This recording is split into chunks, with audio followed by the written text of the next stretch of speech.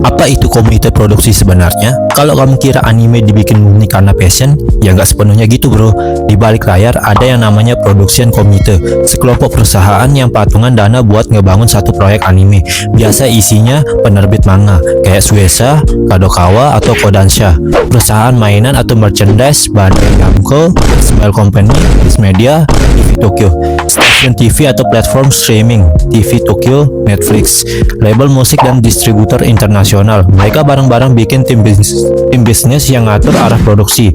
Studio animasi cuman bagian eksekusi kayak pekerja lapangan yang disuruh kerjain proyeknya. Kenapa sistem ini ada? Sistem komite produksi muncul karena bikin anime itu mahal banget. Biaya satu episode anime bisa tembus 100 juta yen atau lebih, dan kalau satu studio nanggung sendiri bisa bangkrut. Nah, biar risiko terbagi, mereka bikin sistem patungan. Setiap perusahaan punya saham keuntungan dari anime itu, entah dari penjualan Blu-ray, lisensi, iklan TV, atau merchandise. Jadi kalau animenya sukses, semua dapat bagian. Tapi kalau gagal, ya rugi rame-rame juga. Masalahnya, karena tiap anggota komite punya kepentingan berbeda, kadang kualitas bukan prioritas utama.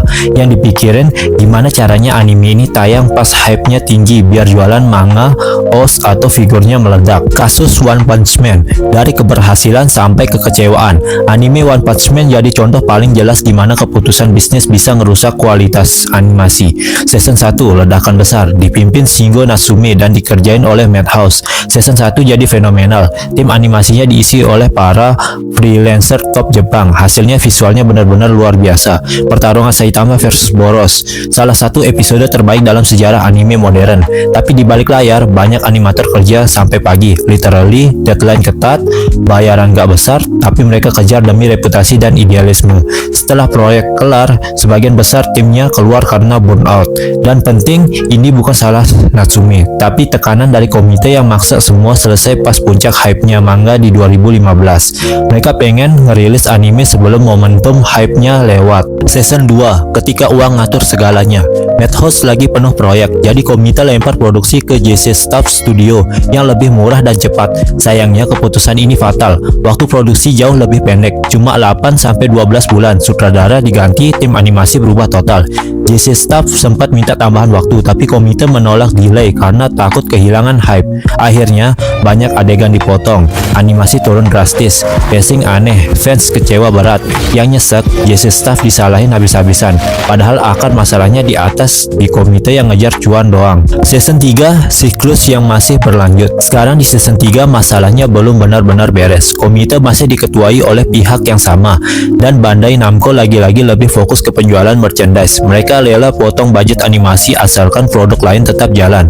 Laporan dari beberapa insiden bakal bilang tim animasinya burnout lagi di fase akhir produksi, dan studio JC Staff juga lagi overload proyek. Jadi jangan heran kalau hasilnya nanti masih di bawah ekspektasi season 1. Dampak sistem komite ke industri anime. Masalahnya kayak gini, nggak cuma terjadi di anime One Punch Man, tapi juga di banyak anime lain. Contohnya, The Promised Neverland season 2 disingkat parah gara-gara komite pengen cepat.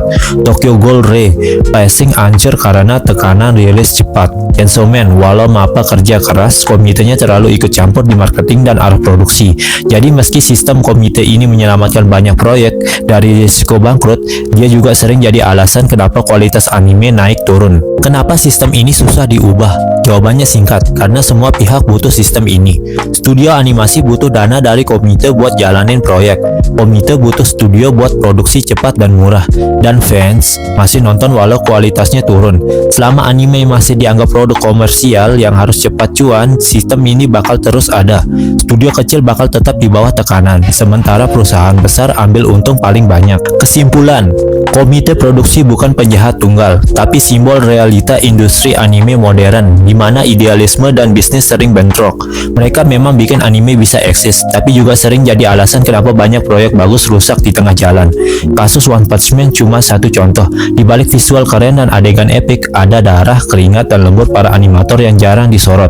Jadi lain kali kalau lihat anime bagus banget, ingat di balik layar ada puluhan orang yang kerja keras melawan deadline, sementara keputusan terbesar tetap di tangan komite.